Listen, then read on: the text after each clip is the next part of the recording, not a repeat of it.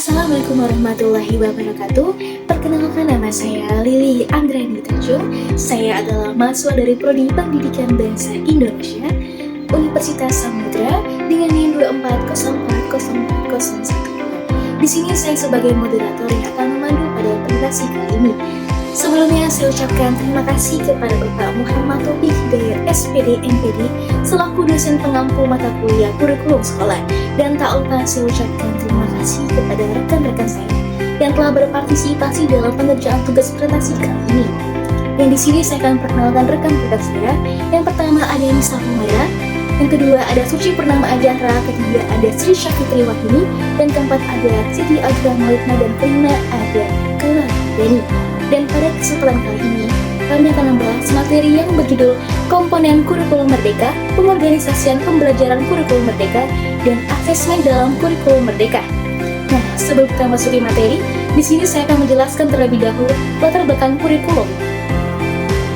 Nah, memasuki latar belakang, kurikulum merupakan bagian penting dari sistem pendidikan karena berfungsi sebagai tujuan di mana pendidikan dilaksanakan.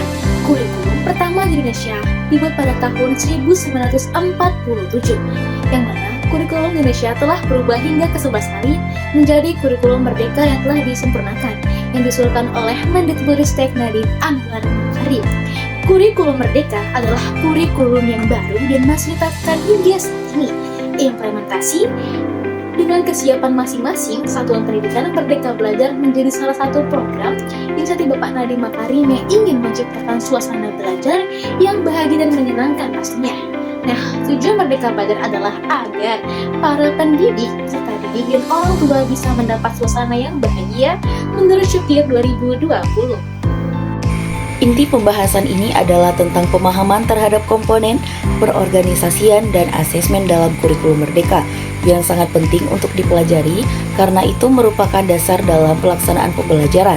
Oleh karena itu, perlu bagi kita untuk memahami dan menguasai ketiga aspek tersebut agar pelaksanaan kurikulum merdeka berjalan dengan lancar dan mencapai tujuan pendidikan yang diharapkan. Selanjutnya, mari kita masuk ke pembahasan. Yang pertama ada komponen kurikulum merdeka. Menurut Iskandar dan kawan-kawan tahun 2025, komponen kurikulum merupakan cakupan pembelajaran yang didasarkan pada suatu gagasan atau prinsip yang akan menjadi sandaran atau pegangan dalam mengembangkan suatu kurikulum. Adapun komponen-komponen dalam Merdeka Belajar adalah sebagai berikut. 1. Pendekatan pembelajaran. Dalam proses belajar terdapat dua pendekatan utama, yaitu student-centered approach dan teacher-centered approach. Meskipun demikian, pelaksanaannya tetap berfokus pada peran aktif siswa dalam pembelajaran. Kedua, ada strategi pembelajaran. Strategi pembelajaran merupakan langkah-langkah yang dilakukan guru dan siswa agar proses belajar mengajar berjalan efektif dan efisien. Dalam penerapannya, strategi ini dapat dikembangkan melalui dua pendekatan, yaitu exposition discovery learning dan group individual learning. Ketiga, metode pembelajaran.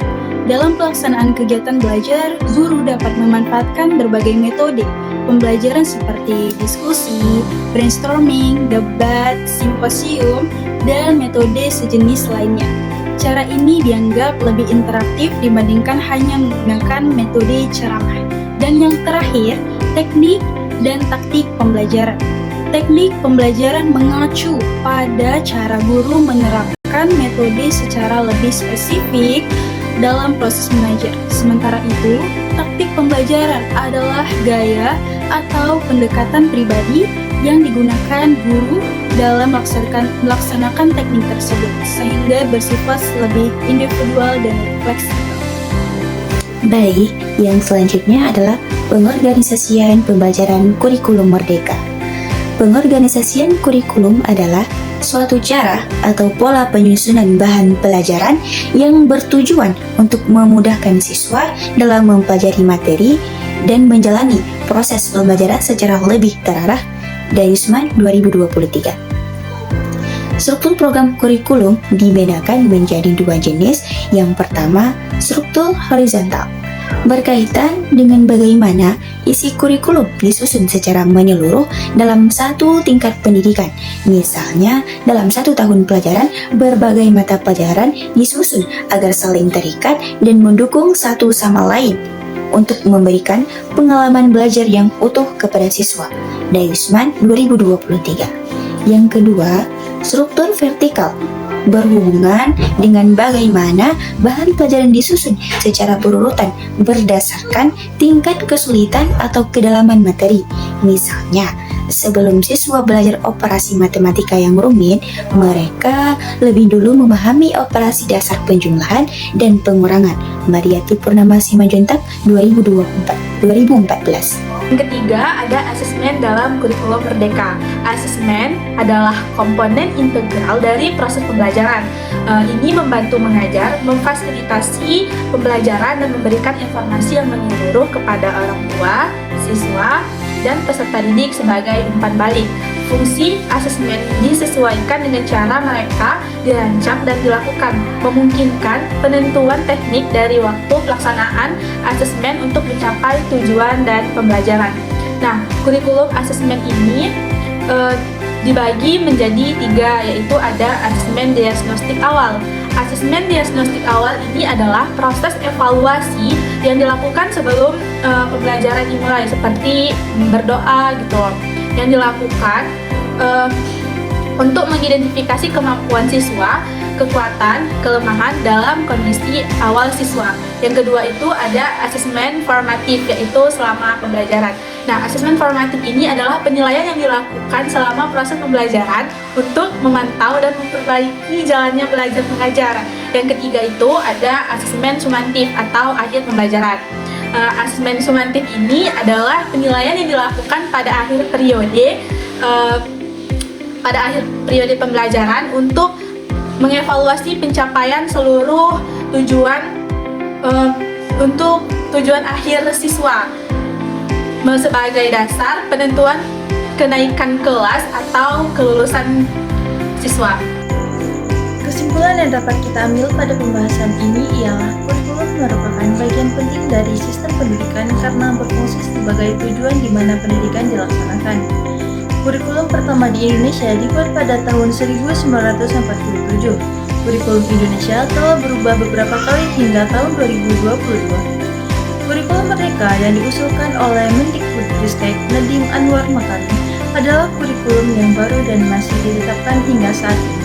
Adapun komponen-komponen yang terdapat dalam kurikulum Merdeka meliputi pendekatan pembelajaran, strategi pembelajaran, metode pembelajaran, teknik dan taktik pembelajaran. Selanjutnya, pengorganisasian atau struktur kurikulum dapat dibedakan menjadi 2 jenis, yaitu struktur horizontal dan struktur vertikal. Yang terakhir adalah asesmen.